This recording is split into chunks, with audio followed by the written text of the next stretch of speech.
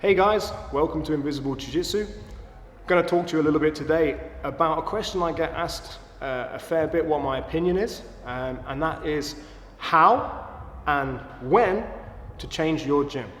Okay? Now, people, they often ask about how and when to change the gym for a number of different situations. New guys moved into town and they want to get involved. They're not getting what they think they should be getting from their own training, or something has happened in their own training, a specific situation that means they want to leave. Here's my take on things. If you are unhappy where you're training right now, maybe you should think about switching. Okay, so happiness is the thing that's going to keep you turning up to train every day. Okay, and if we're not turning up to train every day or whenever we can, well then we're not going to get any better at jiu-jitsu.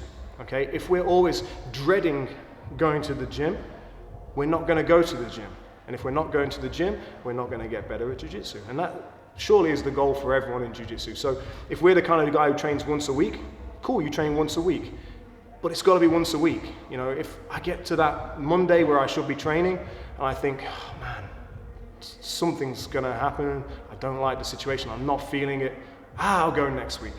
And then next week rolls around and then we don't go again.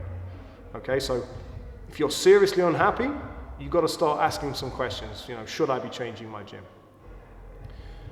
What about the situation where I'm training at a gym in one town and world champion moves in down the road? This is a trickier question. Do I then go and train with the world champion? Okay, do I sneak off behind my instructor's back and go and train with the world champion? Do I let my instructor know that I'm going to change and I'm going to go train with the world champion? And you have to ask yourself, what does jiu-jitsu mean to you?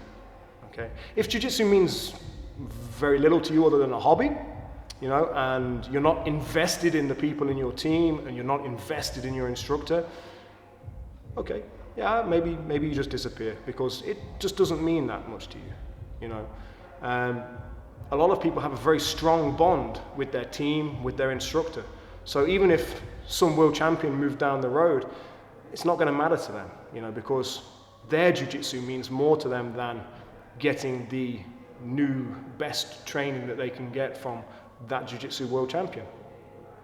Now, if you're wanting to be a world champion yourself, and a world champion moves in next door and he's a great coach as well, and you're training with some purple or some blue belt or even a black belt that just cannot get you to the level that you want to go, well, be honest with your instructor. Your instructor may even say, hey, you know what? This is the best chance, the best choice for you, because this is what you want to get out of jiu-jitsu. Okay? And if that's what you want to get out of jiu-jitsu, maybe then changing is the right thing to do. But it's the how we go about it.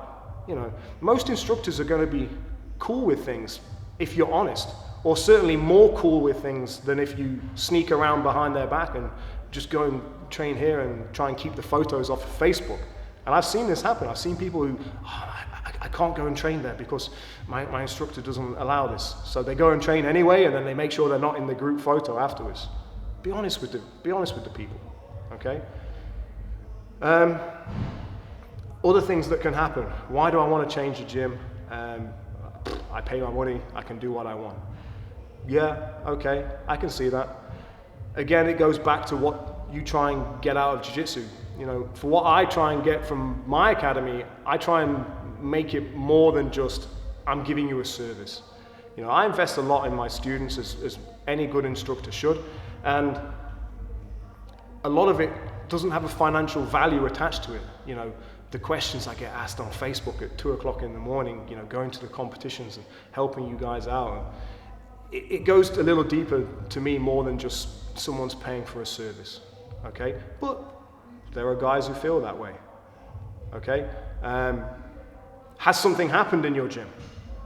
I know there's been certain times when instructors have done stuff that literally the students cannot condone their behavior morally, or even they've done some illegal shady stuff, and they've switched gyms.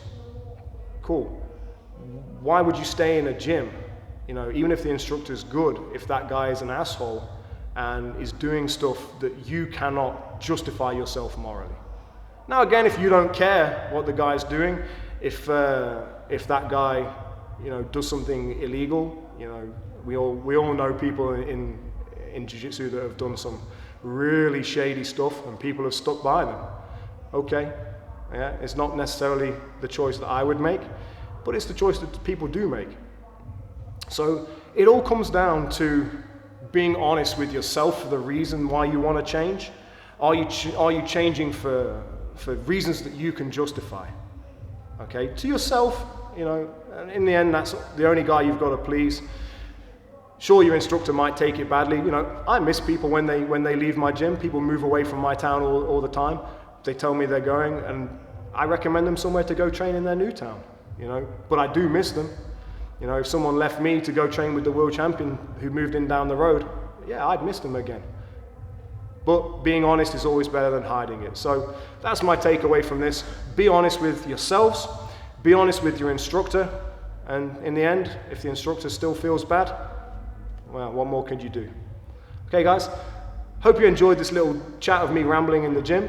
We just finished class. Feel free to leave me a comment down below. Feel free to leave me some suggestions on videos that you want to hear. If you want to hear me talk more about some subjects, if you want to see some more techniques, feel free to let me know. Thank you very much, guys.